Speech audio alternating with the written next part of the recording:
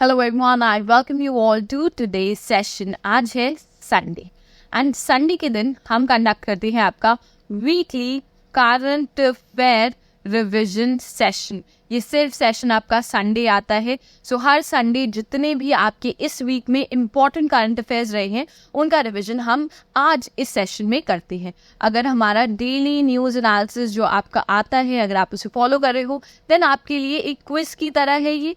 Let's see कि आप कितने क्वेश्चंस आपको याद है और कितने क्वेश्चंस का आप आंसर कर पाते हो. और जिन लोगों ने वो मिस आउट कर दिया है आपका डेली न्यूज़ एनालिसिस सेशन उनके लिए it's a very good opportunity because आप सारे जितने भी इंपॉर्टेंट करंट अफेयर्स थे उन्हें कैचअप कर जाओगे सिर्फ और सिर्फ इस एक सेशन में. And it is important for all government exams. तो अगर आप किसी भी गवर्नमेंट एग्जाम की प्रिपरेशन कर रहे हो देन ये सेशन आपके लिए इंपॉर्टेंट हो ही जाता है. सो मेक श्योर करना कि आप लाइक कर दो ये सेशन. अगर आपका कोई फीडबैक है रिगार्डिंग दिस सेशन तो वो ज़रूर कमेंट्स में बता के जाना एंड सब्सक्राइब करना मत भूलना to our channel. With that being said let's start today's session. आज का पहला क्वेश्चन है अबाउट द यूरो 2024 टाइटल. अब देखो ये आपका रिसेंट में चैंपियनशिप कंडक्ट हुई थी, फुटबॉल से रिलेट करती है. इसमें जो आपकी टीम है वो स्पेन थी जिसने इस बार का टाइटल आपका क्लिंच किया है. तो स्पेन बनी थी इस बार की आपकी यूरो 2024 टाइटल की विनर. सो किस टीम को इन्होंने डिफीट किया था? इन्होंने यहाँ पर इंग्लैंड को डिफीट किया था आपकी इस पर्टिकुलर चैंपियनशिप में. थोड़ा सा और डिस्कस करेंगे अबाउट दिस. देखो इस बार का जो आपका यूरो टाइटल 2024 था उसमें स्पेन ने अपना 4th European championship trophy win करी है. सो 4th टाइम है कि आपका स्पेन ने ये पर्टिकुलर चैंपियनशिप विन की है. एंड किसके अगेंस्ट थी ये? इंग्लैंड के अगेंस्ट इन्होंने विन करी आपकी पर्टिकुलर चैंपियनशिप. ओके कहाँ पर हुई थी ये? देखो इसका 17th एडिशन था. फर्स्टली आपको ये याद रखना है. सो कौन सा एडिशन था? 17. कहाँ पर हुई है? तो होस्ट की गई थी बाय जर्मनी. सो जर्मनी ने आपका ये पर्टिकुलर इवेंट होस्ट किया था. कितनी टीम्स थी? आपकी थी 24 टीम्स जिन्होंने पार्टिसिपेट किया था. इसका जो आपका ऑफिशियल मैस्कट था for Euro cup 2024 that was Albart. Okay Albart which is a teddy bear जिसे इन्होंने चूज किया था. तो आपको ये सब चीजें याद रखनी है whatever I have told you here. Next आएंगे which country is set to host the Asia Pacific ministerial conference on civil aviation. तो सिविल एविएशन से रिलेटेड आपकी कॉन्फ्रेंस होने वाली है एशिया की with the representatives from around 40 countries. So 40 countries से आपके रिप्रेजेंटेटिव्स आएंगे यहाँ पर इस पर्टिकुलर कंट्री में जो होस्ट कर रही है आपकी कॉन्फ्रेंस. कौन सी कंट्री है वो कंट्री है हमारा भारत, इंडिया जो होस्ट करने वाली है ये पर्टिकुलर कॉन्फ्रेंस. थोड़ा सा और डिस्कस करेंगे इस कॉन्फ्रेंस के बारे में. तो देखो ये है आपकी conference. This is the 2nd edition of the Asia Pacific Ministerial Conference on Civil Aviation. So याद रखेंगे 2nd एडिशन है जो इंडिया आपका होस्ट करेगी. कब होस्ट करेंगे? सितंबर 11 to 12 के बीच में होगा. यहाँ पर 40 कंट्रीज देखी जाएंगी जो पार्टिसिपेट करेंगी. इसमें चाइना और पाकिस्तान भी पार्टिसिपेट करेगा आपका. देखो आप सबको याद रखना कि इंडिया हमारी world fastest growing aviation market है. So this is very important. India हमारी फास्टेस्ट ग्रोइंग मार्केट है in aviation sector. So therefore हमारा इसे होस्ट करना बनता है. जो इसका 1st एडिशन हुआ था आपका दैट इज ऑल्सो इम्पोर्टेंट जो आपको याद रखना है. इस पे आपका क्वेश्चन आने के चांसेस हैं. 1st edition of the Asia Pacific ministerial conference of civil aviation ये हुआ था आपका बीजिंग में. एंड किसी ईयर में 2018 में आपका ये पर्टिकुलर इवेंट हुआ था. ठीक है बाकी जो 40 कंट्रीज है यहाँ पर मेंशन है. आपके लिए जानना इंपॉर्टेंट नहीं है. एक बार रीड कर लेना. PDF मिलेगी आपको टेलीग्राम पे, वहां पर रीड जरूर करना इसे. नेक्स्ट आएंगे हम which of the following is the name of the initiative launch by the government to support startups and rural enterprises in agriculture sector. अब देखो एग्रीकल्चर सेक्टर है हमारा primary sector. For India it's a primary sector because जो आपकी economy है उसमें सबसे ज़्यादा जो कंट्रीब्यूट करता है वो आपका एग्रीकल्चर सेक्टर करता है. तो प्राइमरी सेक्टर है हमारे लिए इम्पॉर्टेंट है कि हम इस सेक्टर को और ज़्यादा बढ़ाएं. और गवर्नमेंट ने भी इस बात को एक्नॉलेज किया है क्योंकि देखो जैसे आपकी टेक बढ़ती जा रही है इसी वजह से देख रहे हो आप कि आपके स्टार्टअप्स भी आ रहे हैं इसी पर्टिकुलर फील्ड में. रूरल एंटरप्राइजेस हैं जिन्हें टेक की मदद से हम लोग आगे इनोवेट कर पाएंगे और इनकी जो आपकी प्रोडक्टिविटी अभी है उस प्रोडक्टिविटी को हम काफ़ी ज़्यादा फोल्ड्स में इंक्रीज कर पाएंगे. इसलिए आपका ये पर्टिकुलर इनिशिएटिव आया है. इसके थ्रू जो इनिशिएटिव है ये देखो इसके थ्रू आपकी जो गवर्नमेंट है वो फाइनेंशियल असिस्टेंस प्रोवाइड करेगी to the startups and your rural enterprises. Name क्या है इसका? नेम है आपका AgriSure. Okay, so AgriSure is the name here. थोड़ा सा एग्रीश्योर के बारे में देखेंगे और देखो, this is AgriSure. Government of India is set to launch your agri fund for startups and rural enterprises. AgriSure का नाम यही से आता है। तो अगर आपको याद होगा कि स्टार्टअप्स और रूरल एंटरप्राइजेस को फंड कर रहे हैं तो आपको ये एग्रीश्योर भी याद रहेगा। इसके अंदर आपकी स्टार्टअप्स एंड एग्रीकल्चर की जो एंटरप्रेन्योर्स हैं, जिन्हें हम एग्रीप्रेन्योर्स कहते हैं, उन्हें investment in sector specific, sector agnostic and depth alternative investment funds, इन सब के थ्रू सपोर्ट किया जाएगा। सो फाइनेंशियल असिस्टेंस प्रोवाइड की जाएगी इन लोगों को, ताकि इन्हें सपोर्ट मिले और ये जो स्टार्टअप्स हैं वो आगे चलते रहे और सेक्टर को हेल्प करें ग्रो करने में। ओके, नेक्स्ट आएंगे हम। अब आपकी बुक आई है, रिसेंट में इंपॉर्टेंट हो जाता है फर्स्टली बुक का नेम एंड ऑथर का नेम आप लोगों के लिए, ठीक है, जिस पे क्वेश्चन आपके आ जाते हैं। The name of the book is power with in the leadership legacy of Narendra Modi.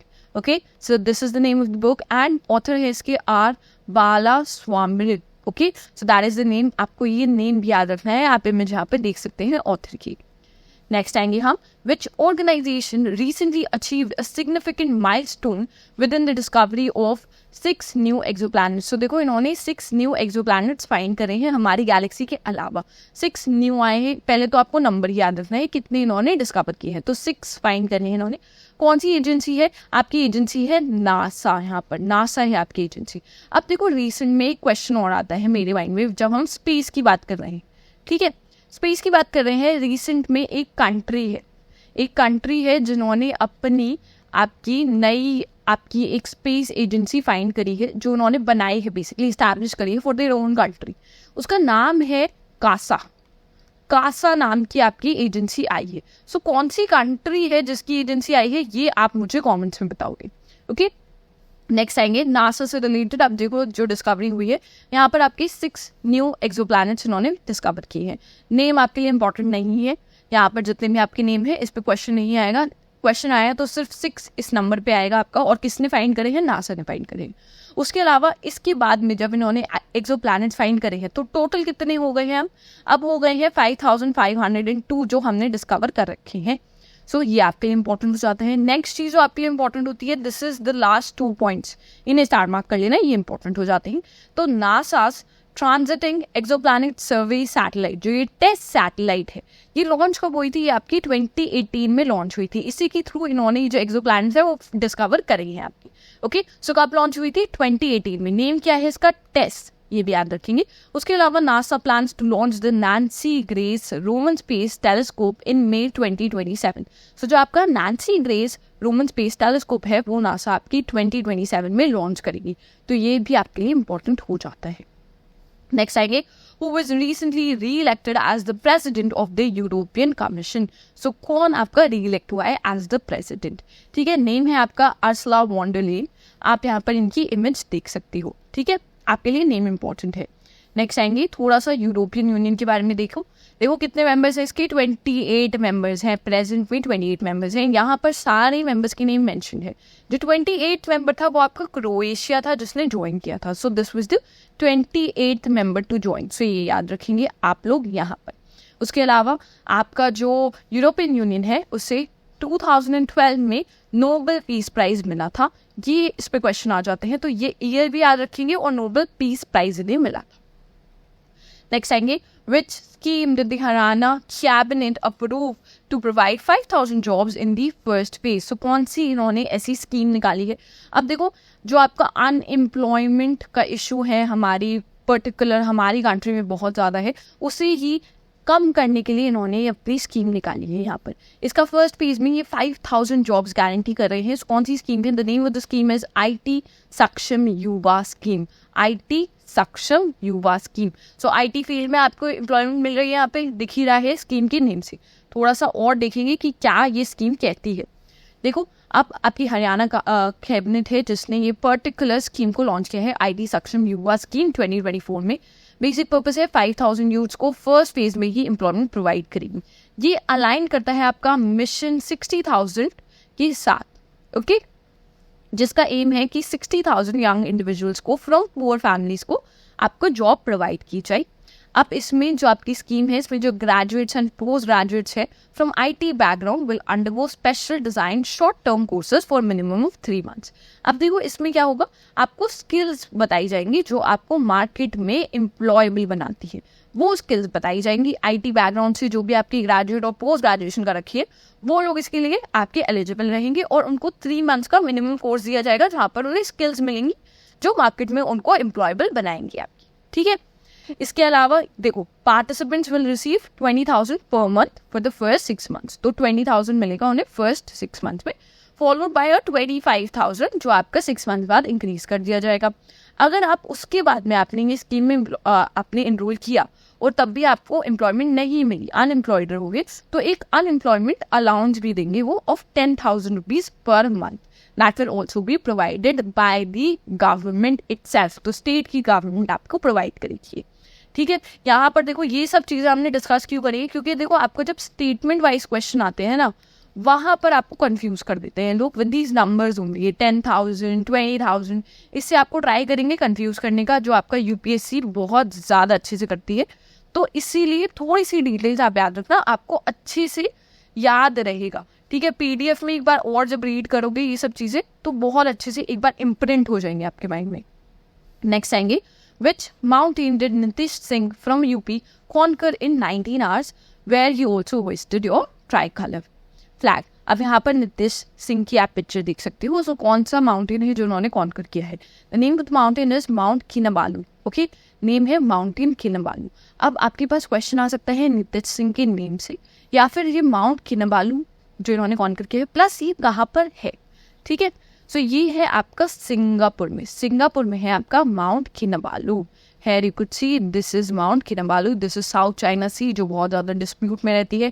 अगर डेली न्यूज़ एनालिसिस देखते होंगे तो इसके ऊपर काफ़ी अपडेट्स आती रहती है, वहाँ पे हम डिस्कस करते ही रहते हैं। सो एक बार मैप में देख लो कि कहाँ पर है, सिंगापुर में है। नेक्स्ट आएगी, विच चीफ मिनिस्टर अनाउंस दी लाडला भाई योजना। आप देखो लाडली बहन योजना आपने सुनी होगी, अब आया है आपका लाडला भाई योजना। सो ये जो आपका अनएम्प्लॉयमेंट है for youth and that too males, उनके लिए ये आपकी योजना आई है। सो कौन से चीफ मिनिस्टर ने करी है, एकनाथ शिंदे ऑफ महाराष्ट्र, इन्होंने ये स्कीम लेकर आए हैं ये। ठीक है, ये योजना ये लेकर आए हैं। इस योजना में क्या क्या चीजें इंक्लूड है, कौन कौन लोग एलिजिबल है, वो हम देखेंगे। देखो अब आपके महाराष्ट्र के चीफ मिनिस्टर एकनाथ शिंदे ने अनाउंस की है आपकी लाडला भाई योजना for boys in the state and माझी लड़की बहन योजना फॉर गर्ल्स। तो गर्ल्स के लिए भी आई है और बॉयज के लिए भी आई है। ओके, अब इनका एम है कि मंथली फाइनेंशियल असिस्टेंस मिलेगा और 1,500 टू विमेन। सो जो आपकी बहन योजना है उसमें तो 1,500 उन्हें मिलेगा allowance. Okay, monthly financial assistance मिलेगा। क्यों मिल रहा है असिस्टेंस, ताकि वो एम्पावर हो, इसलिए आपको ये जो असिस्टेंस है वो विमेन को मिल रहा है। अब जो आपका मेल है उनके लिए क्या है, अगर लाडला भाई योजना की बात करें जो यूथ्स के लिए है आपकी इन महाराष्ट्र, इसमें स्टूडेंट्स हैं आपके that have completed their 12th grade will receive 6,000 rupees. So अगर आपने 12th ग्रेड कंप्लीट कर लिया तो आपको 6,000 रुपीज का per month financial assistance provide करेगी आपकी स्टेट। सो स्टेट प्रोवाइड करेगी। ठीक है, नेक्स्ट अगर आप स्टूडेंट हो with the diploma then you receive 8,000 per month, while अगर आप एक ग्रेजुएट हो तो आपको 10,000 पर मंथ प्रोवाइड किया जाएगा by the government। उसके अलावा अपॉर्चुनिटी मिलेगी to undergo a 1 year apprenticeship in a factory gaining valuable experience, work experience. वही आपको मार्केट में ही आपको देखो अपॉर्चुनिटी मिलेगी, आप वहाँ पे जाके इंटर्नशिप करो, आप गेन करो वैल्यूएबल वर्क एक्सपीरियंस की कैसे मार्केट में वर्क होता है। सो वो सब चीज़ें इन्हें मिलेगी ताकि ये जॉब सिक्योर कर पाए फ्यूचर में। नेक्स्ट देखो यहाँ पर आपकी माझी लड़की बहन योजना की बात की गई है। सो इसके अंदर एलिजिबल ग्रुप होगा आपका 21 to 60 ईयर्स का, जिसमें आपको मंथली असिस्टेंस मिलेगी 1,500 रुपीज। ओके, नेक्स्ट आएंगे, which organisation is set to launch the 1 scientist 1 product scheme. So अब आपकी दूसरी स्कीम आई है 1 साइंटिस्ट 1 प्रोडक्ट स्कीम। कौन सी ऑर्गेनाइजेशन है जो लॉन्च कर रही है, ऑर्गेनाइजेशन है आपकी ICAR, which is your Indian Council of Agriculture Research. ठीक है, this is your Indian Council of Agricultural Research जो set to launch this particular ground breaking scheme है आपकी जो लॉन्च कर रहे हैं। इसके अंडर देखो ये सिग्निफिकेंट माइलस्टोन है, organisation's commitment towards advancing agriculture science and technology.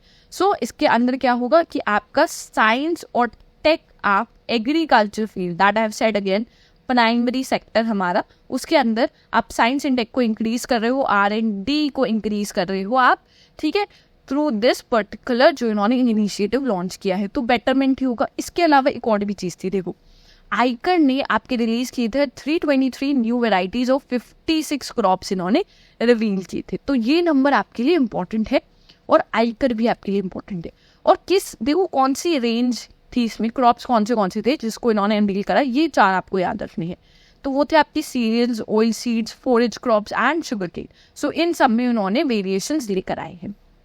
Next आएंगे हम, who was recently appointed as Nepal's new prime minister। Okay, देखो नेपाल हमारा नेबर है, बट यहाँ पर आपकी स्टेबिलिटी नहीं है, गवर्नमेंट में आपकी स्टेबिलिटी नहीं है। ये बहुत बड़ा इशू है नेपाल में एट प्रेजेंट। अभी देखो कौन अपॉइंट हुए हैं, अभी हुए हैं आपके KP शर्मा ओली, जिन्हें फिर से अपॉइंट किया गया है, 3rd टर्म है इनका, जब भी आपके फिर से आए हैं गवर्नमेंट भी। प्रॉब्लम क्या होती है, देखो एक स्टेटमेंट आप याद रखना, अगर कहीं पर भी इंस्टेबिलिटी है then it is a threat to stability everywhere. What does that mean? I repeat it again, instability anywhere is a threat to stability everywhere. Just remember that. अगर हमारे नेबरहुड में आप देखोगे नेपाल में स्टेबिलिटी नहीं है, गवर्नमेंट स्टेबलाइज नहीं है, तो हमें भी प्रॉब्लम आएंगी। क्यों आएंगी? अब अगर हम कोई प्रोजेक्ट्स कर रहे हैं, लेट्स से हम कोई प्रोजेक्ट्स कर रहे हैं आपकी विद नेपाल, हमने वहाँ पे प्रोजेक्ट स्टार्ट करे, जो पर्सन आपको उस टाइम पे गवर्नमेंट में था या गवर्नमेंट को रिप्रेजेंट कर रहा था, नेपाल को रिप्रेजेंट कर रहा था, वो पर्सन पहले जब हमने प्रोजेक्ट स्टार्ट करे that time we had very good terms. तो उनके टर्म्स इंडिया के साथ बहुत अच्छे थे, उनकी अप्रोच बहुत अच्छी थी, तो आपके प्रोजेक्ट स्मूथली स्टार्ट हो गए। बट देखा गया मिड टर्म में आपकी जो ये पर्टिकुलर गवर्नमेंट है, रिप्रेजेंटेटिव चेंज हो गया। अब जब वो पर्सन चेंज हो जाएगा देन आपके प्रोजेक्ट्स पे भी हार्म बैठता है, because that person might have a different ideology and approach towards India, और डिप्लोमेसी के जो उसके टर्म्स हो सकते हैं वो अलग हो सकते हैं हमारे लिए लेकर। तो जो हमने प्रोजेक्ट वहाँ स्टार्ट करे हैं, जो हमने अपना मनी इन्वेस्ट किया है वहाँ पर, वो आपका हार्म में आ जाता है। वो जो प्रोजेक्ट्स जिसकी आपने एक टाइमलाइन सेट करी है, वो टाइमलाइन आपकी चेंज हो सकती है यहाँ पे, ठीक है, या फिर मोस्टली डिले ही होती है, जल्दी तो बहुत नहीं हो पाती है। नेक्स्ट आएंगे हम, थोड़ा सा नेपाल का आप मैप देख लो। यहाँ पर नेपाल का मैप आप देख सकते हो, कैपिटल इसकी काठमांडू इधर हमें दिख रही है। उसके अलावा जितने आपके इंडिया की स्टेट्स के साथ ही बॉर्डर करते हैं वो आप याद रखना। स्टैटिक में भी आपके बहुत बार इस पर क्वेश्चंस आ ही जाते हैं, तो एक बार ये ज़रूर देखना, PDF मिलेगा आपको, वहाँ पर आराम से इन सारे मैप्स को एक बार ज़रूर देखना। नेक्स्ट आएंगे हम, which global leader recently became the most followed on social media platform Twitter, surpassing 100 million followers. तो उन्होंने 100 मिलियन फॉलोअर्स आपके सरपास किए हैं। आई गेस जितना बैकग्राउंड है उससे ही आप समझ गए होंगे कि कौन है ये। So this is our PM Narendra Modi, who has become the most influential person at present on Twitter. Okay, सिर्फ आपके लिए नेम इंपॉर्टेंट है, ये इन्फॉर्मेशन इंपॉर्टेंट हो जाती है। नेक्स्ट आते हैं हम, how many Indian language books are part of the UGC's Asmita project to transform higher education. अब पहले तो प्रोजेक्ट आया है आपका अस्मिता प्रोजेक्ट, कौन लेकर आया है? UGC लेकर आई है। इसके अंडर आपकी लैंग्वेजेस की बुक्स हैं। आप देखो ये जो आपकी अस्मिता प्रोजेक्ट आया था, ये इसका मेन पर्पस क्या था, ये एम क्या था? अगर हम बात करें, इनका मेन पर्पस है कि जो आपकी हायर एजुकेशन है, जो हमारा इंडिया का एजुकेशन सिस्टम है, वहाँ पर हमारी जो लोकल लैंग्वेजेस हैं हम उन्हें प्रमोट करें और उन लोकल लैंग्वेजेस में स्टडीज़ को हम प्रमोट करें। सो उसमें ही हमारी बुक्स आए, ताकि it will be very easy for students. अगर कोई भी स्टूडेंट है तो वो अपनी लोकल लैंग्वेज में बहुत आसानी से समझ पाएगा उसी सब्जेक्ट को, कंपैरेटिवली अगर वो दूसरी लैंग्वेज में स्टडी कर रहा है। सो इसमें इन्होंने रिसेंटली कितनी बुक्स इसका पार्ट बनाई है इस अस्मिता प्रोजेक्ट का। सो 22,000 बुक्स इन्होंने ऐड करी हैं आपकी डिफरेंट लैंग्वेजेस में। देखेंगे अस्मिता प्रोजेक्ट को।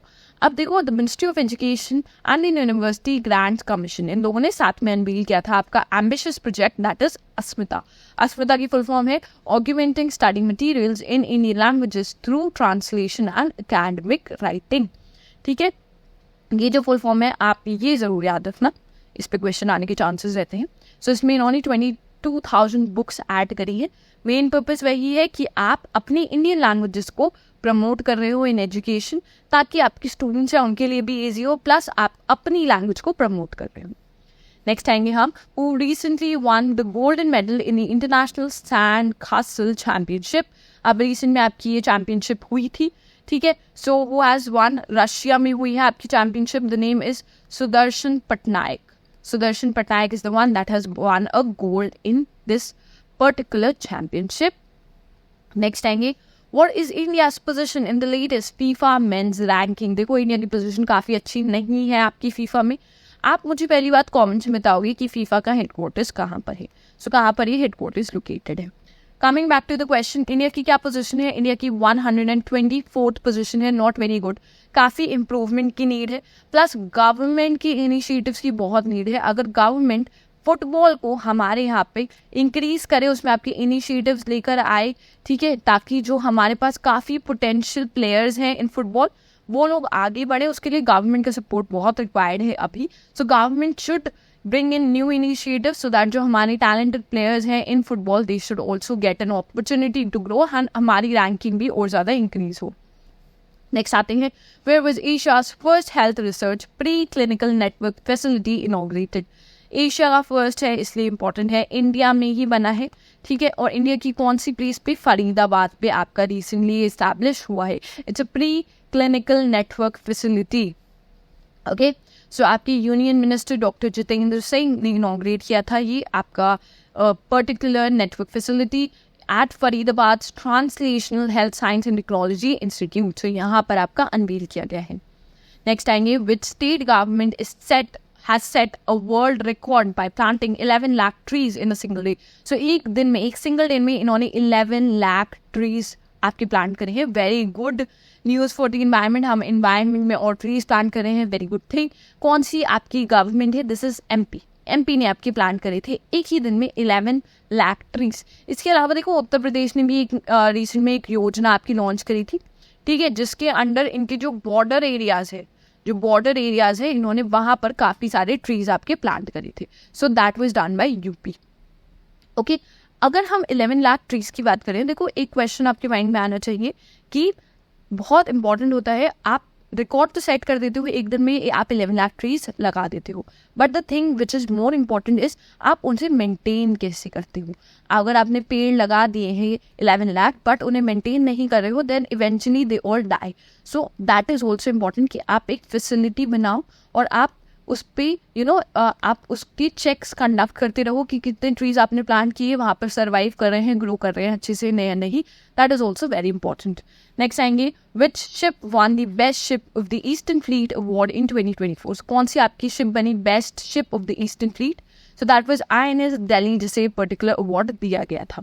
नेक्स्ट देखो, ये आपका जो पर्टिकुलर अवार्ड फंक्शन था वो विशाखापट्टनम में हुआ था। So Visakhapatnam hosted this prestigious award and यहाँ पर INS Delhi was recognized as the best ship of the Eastern Fleet and INS Delhi is a guided missile frigate है आपकी of Delhi class। इसके अलावा देखो फ्रिगेट्स की बात हो रही है, रिसेंट में 2 फ्रिगेट्स के नाम मैंने बताए थे आपको जो आपकी अभी इन प्रोसेस है, ठीक है, इन प्रोसेस हैं, रशिया के साथ बन रहे हैं आपके 2 फ्रिगेट्स। उनके दोनों के नाम टीज से स्टार्ट होते हैं, दोनों के नाम टी से स्टार्ट होते हैं। आई होप आप लोगों को याद हो, तो कमेंट्स में जरूर बताना, दोनों के नाम ही टी से आपके स्टार्ट होते हैं वो।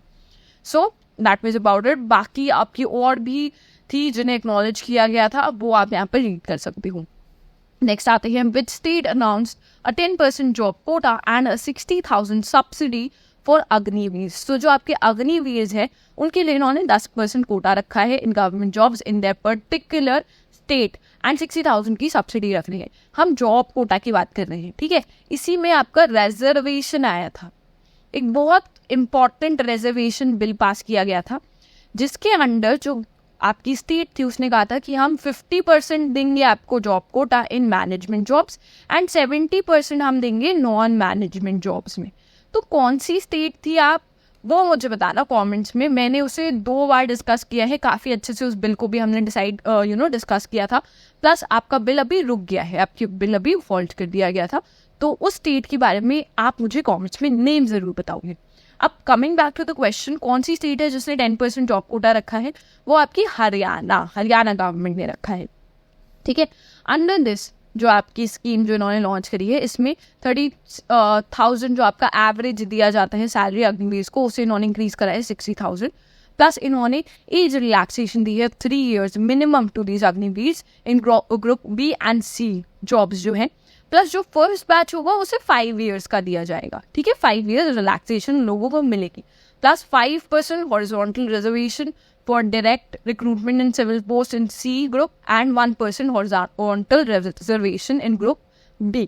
ओके, सो ये इन्होंने रखा है, ये आप याद रखेंगे। देखो जो लास्ट के आपकी दिस पॉइंट लास्ट की जो 4 हैं वो आपको देखने हैं। नेक्स्ट आते हैं which country celebrates the annual Kataragama Esala festival. So एक कतरगामा इसाला फेस्टिवल कौन सी कंट्री सेलिब्रेट करती है? ये आपकी श्रीलंका सेलिब्रेट करती है। इस पर डायरेक्ट क्वेश्चन आया तो आएगा, ठीक है। बस आपको इसका फेस्टिवल का नेम याद रखना है, क्योंकि जो आपके ऑप्शंस हैं दैट आर वेरी कंफ्यूजिंग। तो श्रीलंका है ये आपका। नेक्स्ट आएंगे which initiative was awarded the Gulbenkian Prize for Humanity for Innovative Agriculture Practices.